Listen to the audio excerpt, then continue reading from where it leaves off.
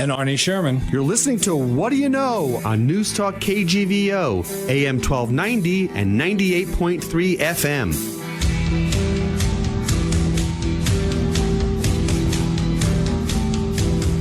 Arnie, a good Sunday morning. Good morning to you, Scott. I was thinking this morning as we continue to battle COVID and all of its permutations that it would be good to just run away from it somehow. And that brought to mind the fact that we're going to be talking with Trisha Drobeck today, who is executive director of, the Missoula Marathon and Run Wild Missoula. And that's something that Town Square and this radio station has been very active in, along with a number of other industry and business leaders in Missoula. Great point, Arnie. The Missoula Marathon is a great economic driver to the city. It's a prestigious marathon in the Pacific Northwest, a college mountain town. Folks like Providence and Alpine PT and Missoula Bone and Joint, Runner's Edge, Flanagan Motors, Big Sky Brewing, Town Square, of course. We all get behind this thing because this is, that's what this town is about, right? It's about getting out there. We're right now dealing with the drudgery of winter and ice, but once that kind of melts away, if you will, this is Missoula really opens up. Right. We have running events all year round, but the marathon in June is really the crown jewel of the events. Thousands of people come in internationally to participate, in the race. Exactly. And it's, anyway, Trisha, we know is going to be a great guest. She succeeded the late Tony Banovich, who was a guest on this show, and he passed away suddenly in October of 2020, the executive director. So anyway, it'll be a nice, lively conversation. We'll get to know Trisha. I'm looking forward to it. Me too, Arnie. Back after this with our guest, Trisha Drobeck. Arnie, we are back with our guest, Executive Director of the Missoula Marathon and Run Wild Missoula, Trisha Drobeck. Trisha, welcome to the show today. How are you doing? Hey, thanks for having me. I'm doing very good. Thank you for asking. So for our listeners who aren't familiar with Run Wild Missoula, can you give us a little capsulized summary of what the organization is all about? Sure. I will do my best to keep it short because we do a lot. So Run Wild Missoula is a volunteer-based organization here in Missoula, and we encourage running and walking for all ages and abilities. We do that we do about 10 races a year, as well as the beloved Missoula Marathon weekend of events as well. We have training classes, social events.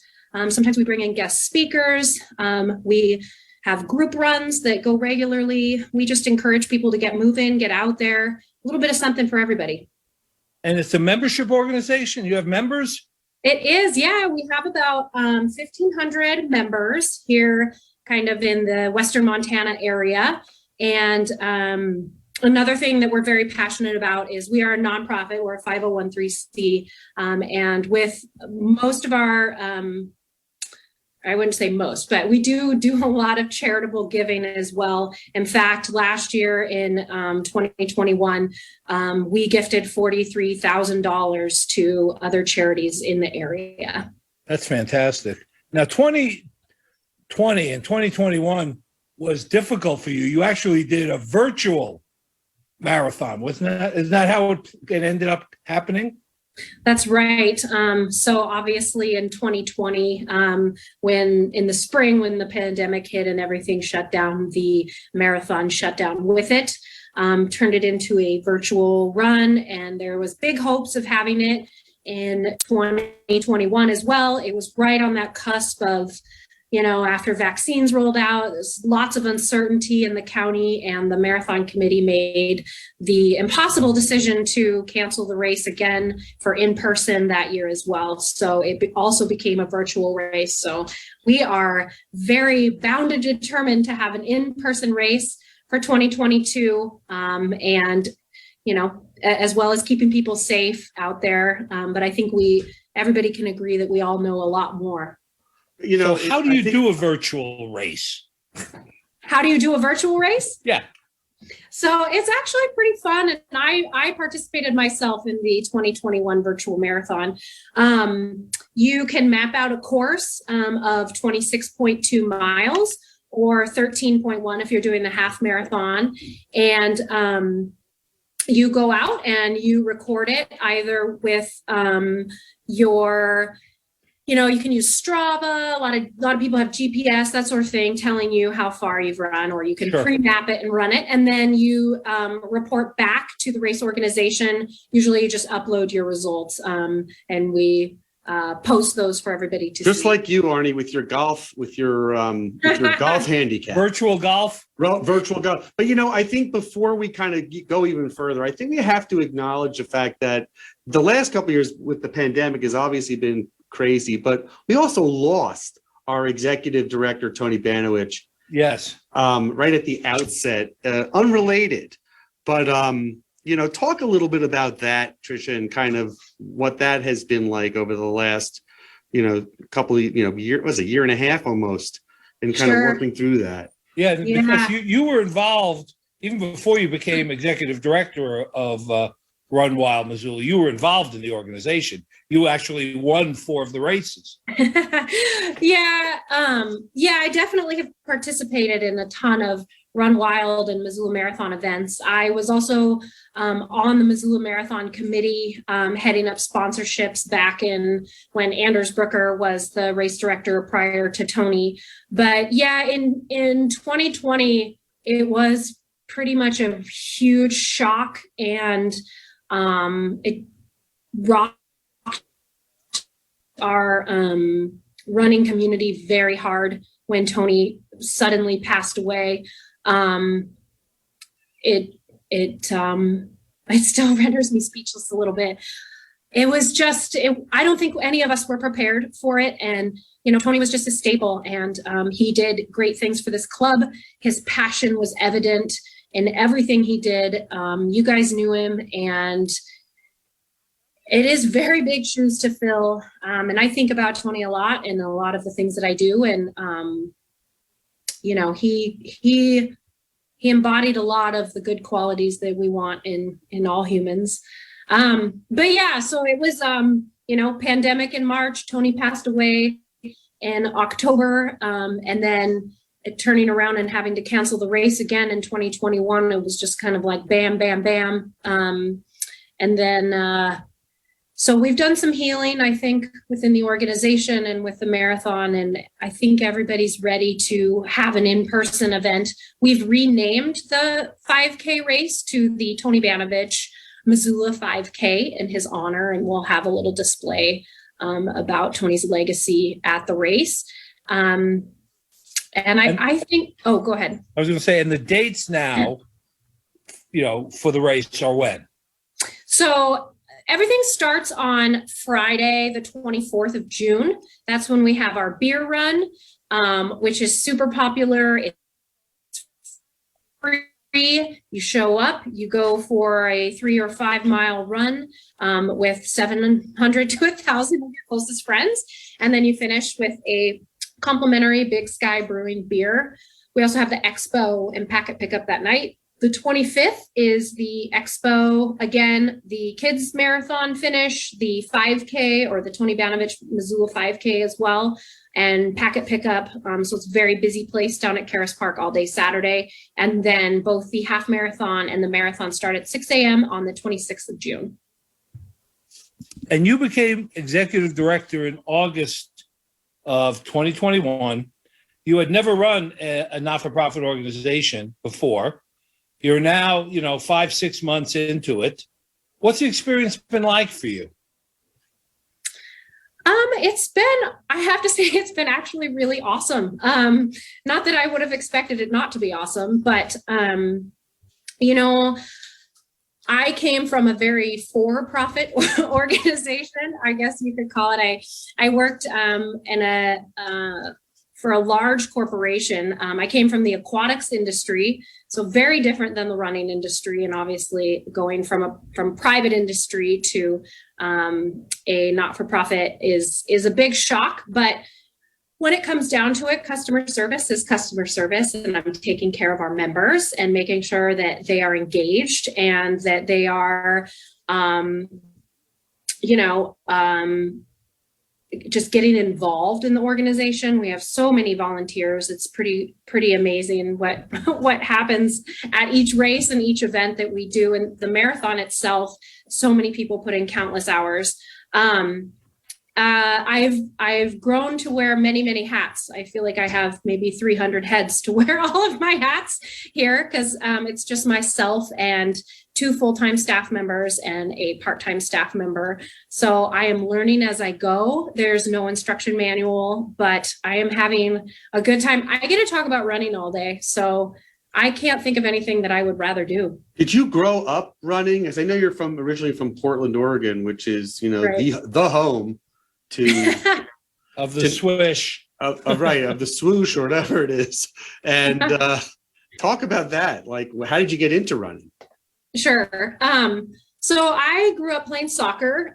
Running was pretty much used as punishment. If you were busted talking, get on the line, or if, you had a bad game, you had to run sprints or something. So my relationship with running definitely did not blossom, I would say, until after college. One of my friends invited me. She said, "Hey, I'm going to do a marathon in the fall. Want to do it?" And I was like, "Sure. What's a marathon?" I had no idea really what I was getting into or the culture I was stepping into, because running comes along with this like intense culture.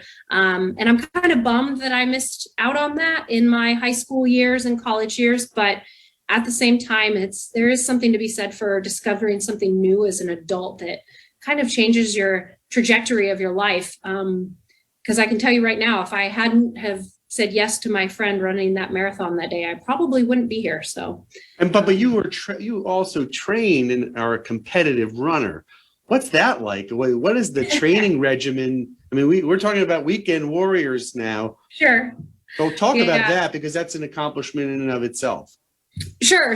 So kind of in my late 20s, early 30s, I discovered that I could actually run fast if I tried hard and, really thought about it, rather than just kind of going out for a plod, if you will, that I could run fast and I could win races. So I set the big goal of breaking 3 hours in the marathon. 3 hours is a pretty big barrier for a lot of runners. And so I went after that, and it took me, maybe 6 tries to actually do it and figure it out. And kind of once I got over that barrier, the time just kept coming off and I kept getting faster and faster. I was running more miles. And then I would say kind of in my mid 30s, I really got competitive, hired a coach, went to the Olympic trials, and I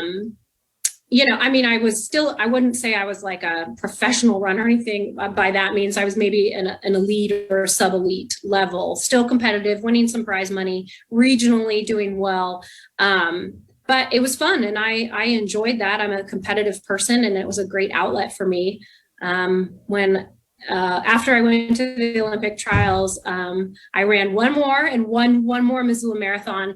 And then I said to my husband, "Okay, let's get pregnant," because I was ready to have kids. And sorry if that's TMI, but that I was ready to, settle down and have a family and kind of move on from that big part of my life. Arnie, one quick thing I'd like to say is it's interesting to think that in your mid 30s you were competitive. When you talk about most professional endeavors sports wise, it tends to be in the 20s, right? Well, yeah, it's extraordinary. It's extraordinary that Trisha could be a Olympic level runner and not have started when she was 9 years old. I mean, the pattern, of people who probably competed, in the Olympic trials, you may be the only person that was there who started as late as you did.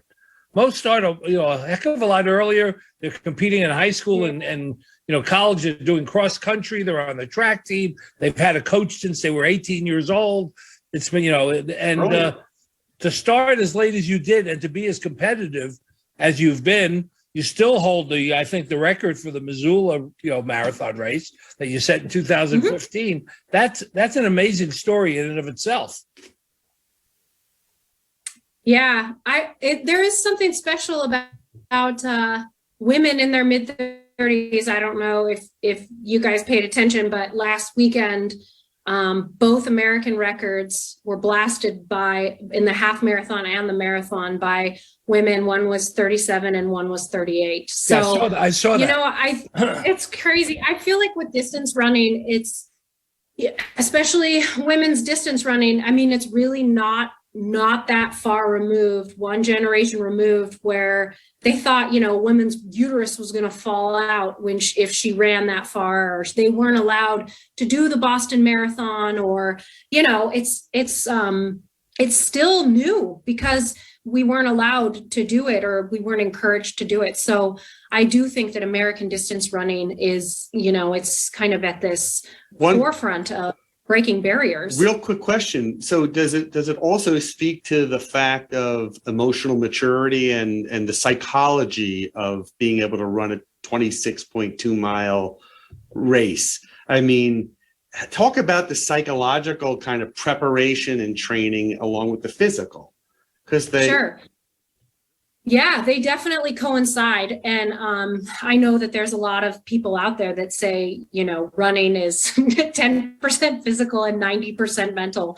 Because when you do get into a race like that and your body starts hurting, I mean, your body is telling you, no, stop, slow down. And your mind has to be stronger and say, yes, I can do this. I can keep going. It is a constant battle the further you get. And honestly, some of the best runners are the people that can quiet their mind, or their mind is louder than their legs. So, and you have to practice that. And I tell people that. I'm like, you have to practice like your internal monologue and talking to yourself and staying positive. If you get in that mindset that you're, oh man, things are headed south and I hurt and this hurts and this and that, I feel like that would be with any sport, but especially distance running. If you're going to be out there for 2, 3, 4, maybe 5 hours, that's a lot of self-doubt that can creep in, and you have to stay above it and really talk yourself, that you've done the training and, you can finish this.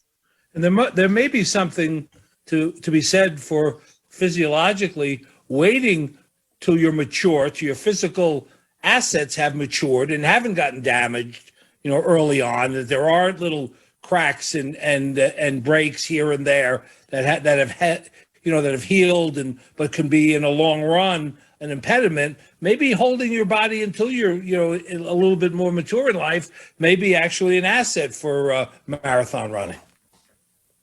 I think so. I mean, and burnout, whether it's physical or mental, is huge too. I mean, I can't imagine what it's like to compete if you were like a top level runner or athlete of any sort, to be that level in high school, be that level in college, and then you go into your young professional career and then trying to hang on to it into your 40s. I can't imagine. It sounds exhausting, So, I was lucky. I developed a passion, and it also wasn't tied in with anything other than the fact that I like to do it. I mean, I had my job, I had my career, and I had, my husband and family life, and then I had running. So they were pretty siloed. I didn't really have much, like my pocketbook didn't depend on how well I ran. So I imagine that has a big how much of the work at Run Wild Missoula is helping runners try to balance nutrition with running and balance, that psychology versus physiology aspect, and how much do you get into the sort of the whole is greater than the sum of the parts of the people that are your members? So we do offer a marathon training class where members join with quite a few other people. Sometimes we have 50, sometimes we have 250 in this class. And we do talk about that, and we talk about nutrition because they're going to be out there for a long time. We talk about hydration, what to wear, what shoes to wear. And we talk about the mental aspects of running. what to expect race day. We kind of walk through the whole thing. And that is a specific class to train for the marathon. We offer that one time a year. We do also offer in the fall a beginning running, a beginning running class. And they do talk about that as well. And, just talk about how to get into running, how to start running, how to continue running, and, talking about nutrition, psychology, and that's all kind of a component of that. All of the good stuff. Let's do a quick ID. Our guest is Trisha Drobeck. She's the executive director of Run Wild Missoula and the Missoula Marathon. It's interesting. You talked about, the 3 hour, sort of curtain and trying to pierce that. Mm-hmm. And then you just mentioned, the marathon record, I think, was set at like 2:20 or something now for a woman, and it's like 2:01 for a man. How much further can you actually go? I mean, there has to be some sort of, limit. I mean, we keep saying that, and then people keep breaking these records. But what do you think is actually possible? I would say you guys should watch the movie. I think it's called Breaking 2, about Chip. I'm going to butcher his name. But he is like, they train him to break 2 hours in the marathon, and they give him pacers. What's the pace on that? What would be that pace? Oh my God, I don't even know. It's like 4:30s or something. I'd have to do the math. Oh my God. The pace has got to be 13 miles an hour if he breaks. If he breaks 2 hours, if he breaks 26 miles in 2 hours, so if you're 13 miles an hour is crazy. That's fast. That's real. I mean, that's crazy. Oh yeah, it's 4:34s. 4 minute. It's 26 4-minute and 34-second miles over and over again. Right. That's insane. Really? I mean, it's a big deal if like a woman breaks the 4:30 mile barrier, and here this guy is doing it 26 times over. Amazing. So yeah. I mean, I think, the shoes have been a big deal in the marathon, distance running, as of recent, kind of like the speed suits were in Beijing for swimmers. The shoes have made a big difference, and you've seen all of these world records set over the last couple of years, and that's the big deal. I don't know if there's going to be another breakthrough like that, but I think that, internationally, I think, they're going to keep pushing, and it's going to keep dropping by seconds. But American wise, I feel like that there's definitely a lot of, especially on the women's side, that those Right. numbers are just going to keep falling. I wouldn't be surprised if by the time the next Olympic cycle comes around, that the American record that Cara D'Amato just gets broken again. So it wouldn't shock me. So for our listeners who say, I'm never going to run 26 miles, At you one do time, have other same time. running opportunities for people in Missoula to participate almost at any level. Isn't that right? Absolutely. If you're sitting on your couch watching TV or whatever, and you are like, man, it would be great. We have a 16-week course with professionals. We have a coach. We have PTs as part of the class. And we just guide you and help you. We have 2 supported runs a week. And then you have to do your homework and run a couple of other days a week. But we'll get you to the start line. And then you have to get to the finish line. We'll be there waiting. When does that start? Yeah. What was that? When does the training, 16-week training program start? It starts February 27th. Online registration is open for that now. If the marathon seems too daunting or running isn't your bag, we also have a walking class for the half marathon, and that will start the following week on the March 5th. Right. Yeah. And you do some, if somebody says, 5K is my thing, you can, they can perfectly find a place in the organization to get support to, run or walk, because we have, many senior people who obviously are not marathon, focused, but would like to have the enjoyment of, running and being able to run in a, responsible, managed way. Yeah, absolutely. Once it thaws a little bit out there, I think some of our run walking classes will, or not classes, they're group runs will resume. We do those on Tuesdays and Thursdays for the run walk crew. But right now we have groups that meet weekly.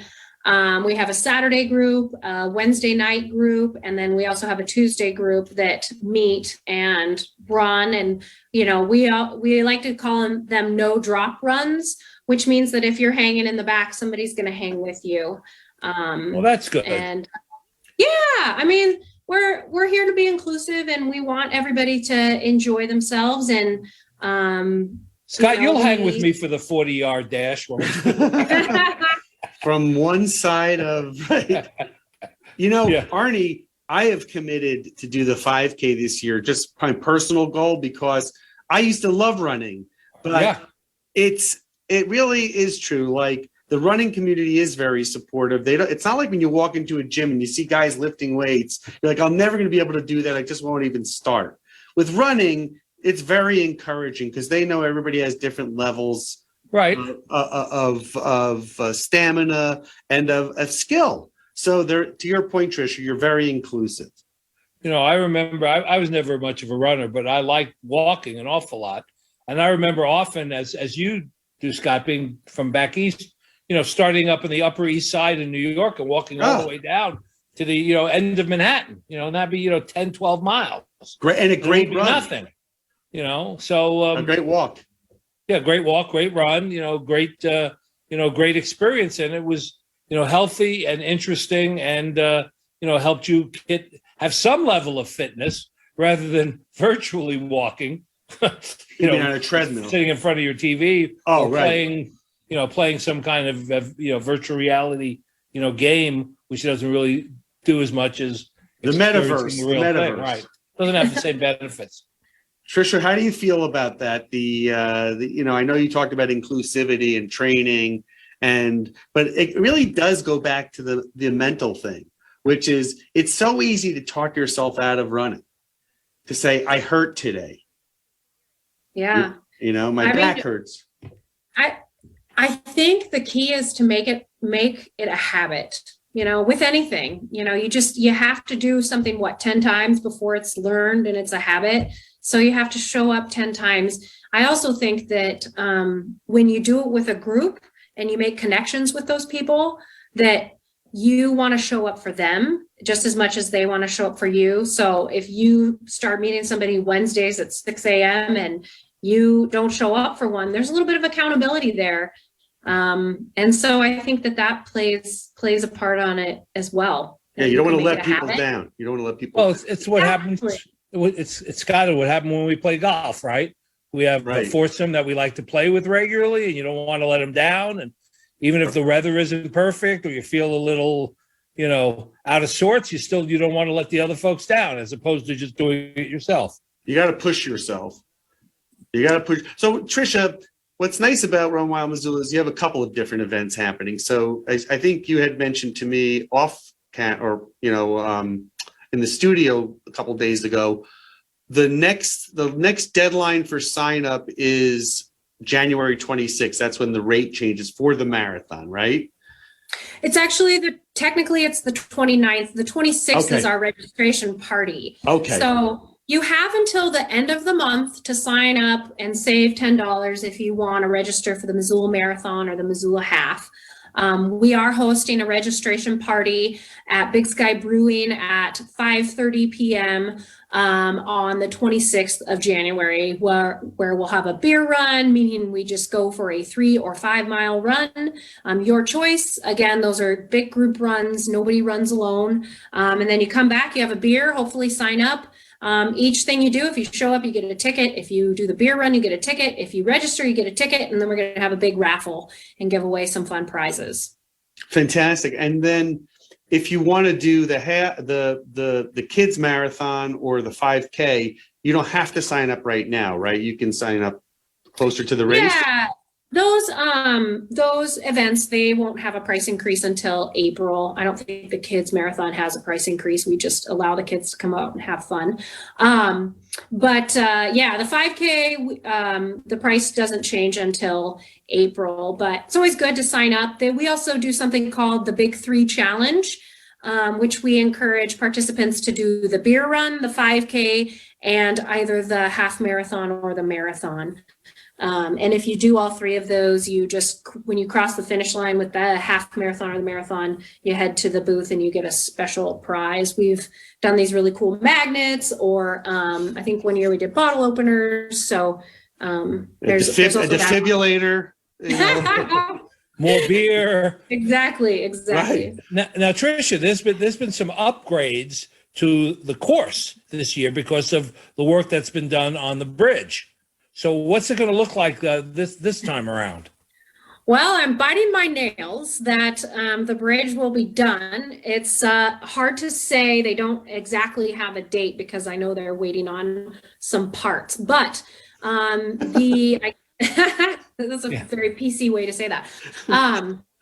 The west side of the bridge, however, is complete, and there is a huge new beautiful walkway that overlooks the river in Caras Park, and also so our spectators won't be squished like they have been in the past with the old narrow walkway. So I think it'll be a great place to spectate. Please cross your fingers for us that bridge will be done. We'd love to have it completed to showcase to all the people that travel here from all over the world to see this race or compete in this race. Well, you bring up an excellent point, which is the economic impact that the Missoula Marathon alone, forget about all the other things that Trisha's organization does.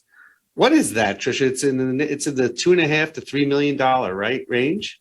Yeah, it probably won't be quite as big this year because we capped it a little bit, but yeah, it's been projected in the 2 million mark. Just so many people coming in, the hotel stays, the shopping, the dining, and then one thing that isn't calculated that we do see the economic impact from Missoula. We can calculate that a little better, but when I talk to families that come to this race, it's not just, hey, mom's coming in to run the marathon with her friend and then they're leaving, or dad's coming to check Montana off his list and then he's gone on Sunday night. People bring their entire families and they either drive here or they fly in with a car. Then they're off to Yellowstone or Glacier, or, maybe they're staying in the area. They go fly fishing. They do all of the things. It's prime time right after school gets out, in June. It's beautiful here. So people come and they stay. And so not only are they spending dollars in Missoula, but they often travel beyond and put more money into Western Montana, which is quite exceptional. Beyond Missoula. Have we ever done, or has the Run Wild Missoula ever sponsored or endorsed like the triathlons, the multi-type races where they're, swimming, biking, and running? Yeah, no, I don't know off the top of my head if in the past they've done anything. We may have lent our equipment or somehow sponsored monetarily in some way, but nothing off the top of my head. It is funny though that the Coeur d'Alene Ironman is the same day as the Missoula Marathon this year. Oh, it is this year? Yeah. I seem to hear a lot about triathlons these days when I look at my Facebook feed and see people I grew up with that are traveling all over the place to do these endurance type, feats, I guess, if you will, or competitions.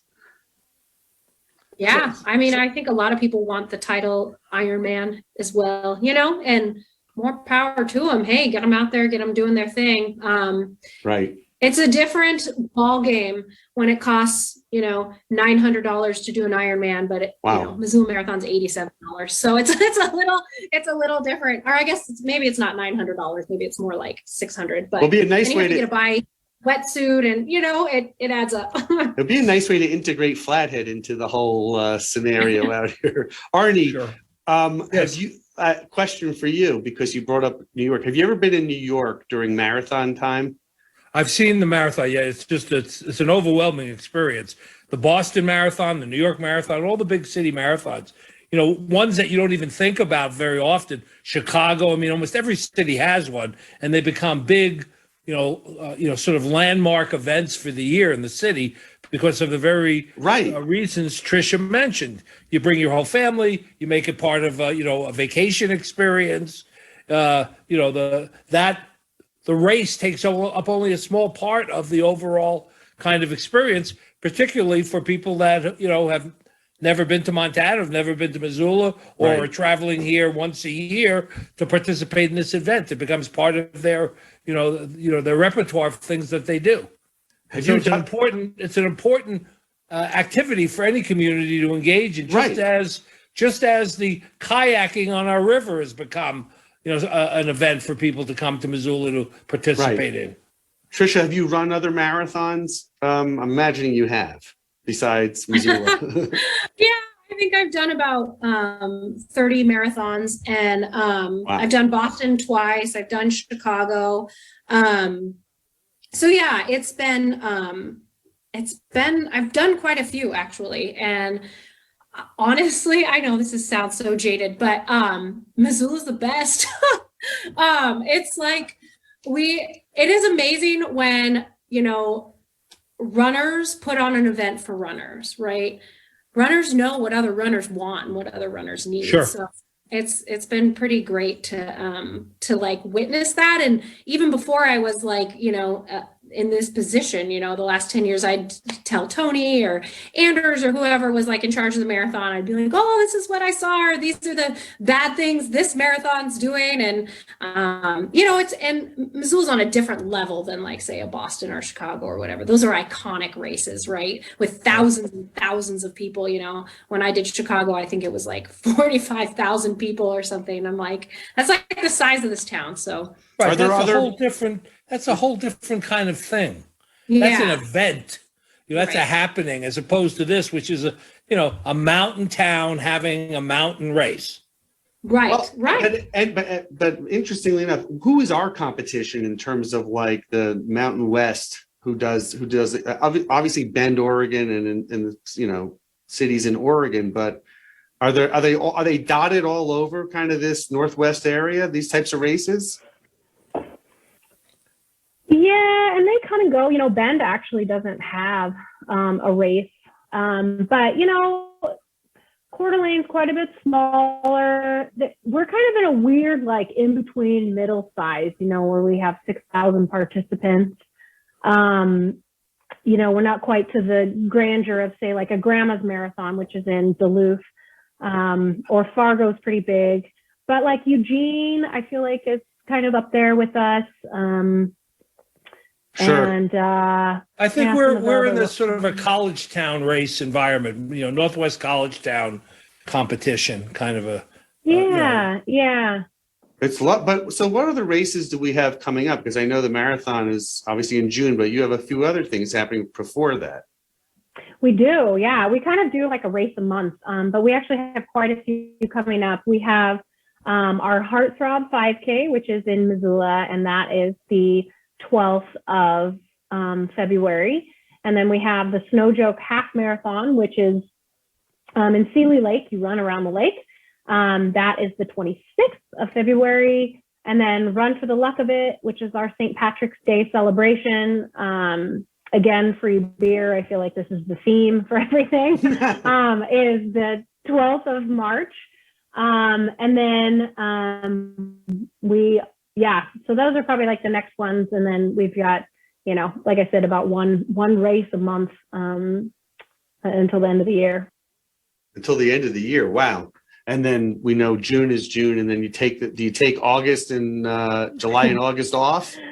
Well, July is definitely like a, come back and settle down month for sure. So yeah, July is a chill month, nothing going on. August, we do a 4-mile run with the River City Roots Festival. So that is on Saturday, and that's a very popular race as well, that coincides with the festival. Good. Arnie. Yes. I think we should take a quick break. When we come back, we will have our final words with our guest, Executive Director of Run Wild Missoula and the Missoula Marathon, Trisha Drobeck. back after this.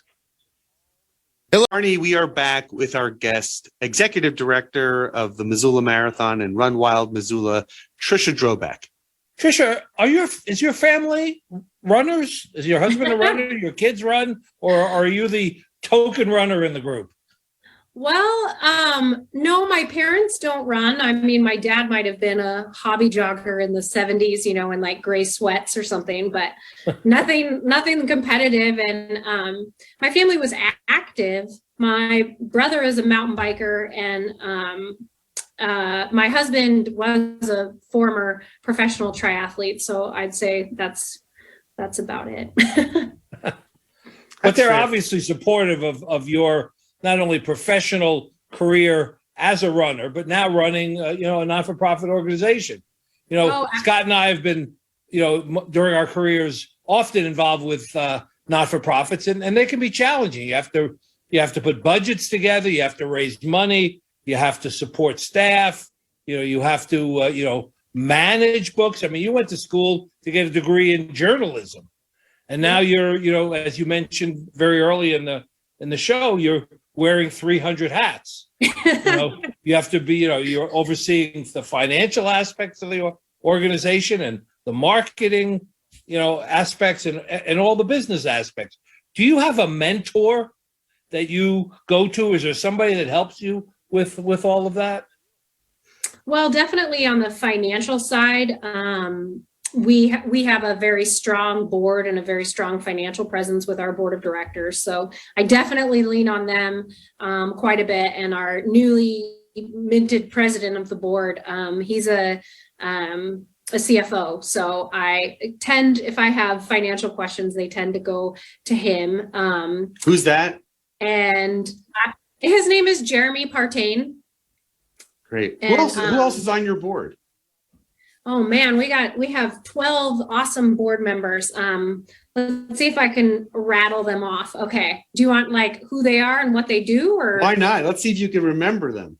Okay. Yeah, okay. I feel like this is like a pop quiz. Okay. Pop quiz. So we have a strong legal contingency too. So we have Leah Handelman, who's a lawyer at GLR, Elizabeth Erickson, and she is with, the one down by First Interstate.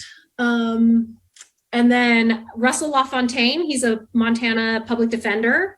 And then we have Justin Grigg, who works in PR, Jimmy Grant, who's a historian, Erin Clark, who works for a nonprofit as well. She works at Wild Montana. Dana Bandy, who is a website guru, and we just got 2 new websites. So I lean on Dana a lot when I have website and WordPress questions. He's awesome. And let's see, Pam Gardner, who she also runs, she's now retired, but she does all of our back of the pack running. We have our own, I know you guys talked about this, but like the walkers and runners, or the walkers, run walkers, they call themselves the boppers, which is the back of the pack. Yep. So Pam also is in charge of boppers. We have Chad Taylor, who's an engineer at Merle and Morrison. How many is that? I haven't. Did you say Candace? I'm now looking. Candace Ryan. Yep. Oh, good. You're checking up on me. Okay, good. Candace is new. Candace Reinhold with First Security Bank. Andy Nelson, who's the is in nonprofit world. He's the executive director of the center. Who else? Did I get them all? I think you got all of them. I wasn't checking that close, but I was hoping you were cheating and looking at your great website. That's a very good group. I know you're good. You're good. What is the website where we can find all this information and more, all the events and how to sign up? What's the URL? Sure. Runwildmissoula.org is for all things Run Wild. MissoulaMarathon.org for all things Missoula Marathon, but they also are kind of linked to each other. So if you find yourself on one, you can easily get to the other. Yes, I see that. They're up in the upper navigation, Arnie, because we're going to do the 5K. Yes, you are. Are you going to do the corporate challenge? You going to get the rest of the town? I'll be the cheerleader for the back of the pack. Is my contribution. I'll be the beer guy. No, I'm going to do the corporate challenge. I got to talk to, listen, now's not the time to talk to anybody about anything in my office. Everyone's working through, different pandemic related issues. So, but anyway, and we're all getting back to health, thank God. Yes. Anyway, our guest was Trisha Drobeck. She is the executive director of Run Wild Missoula. You've been a delightful guest, and we enjoyed it. You got to come back again. Sounds good. I'd love to. Trisha, it's been our pleasure. It's great talking with you. Thank you. Take care. All right. Arnie, I will see you next week, Arnie. Yep. See you next week, Scott. Take care. Hi, this is Trisha Drobeck, Executive Director of Run Wild Missoula, with your running community update. Is your 2022 goal to run a marathon? Then Run Wild Missoula has you covered. We have training classes that start next month, tons of guidance from coaches and running professionals, and meet other runners and walkers training for their first race. You can find more information on our website, runwildmissoula.org. Town Square is a proud partner of Run Wild Missoula and the Missoula Marathon. Thank you for listening to What Do You Know? I can't wait for the next show, Scott. I'm excited too, Arnie. If you'd like to suggest a guest, send me an email at scottrichmond@townsquaremedia.com. We'll see you next week. And thanks for listening to Newstalk KGVO,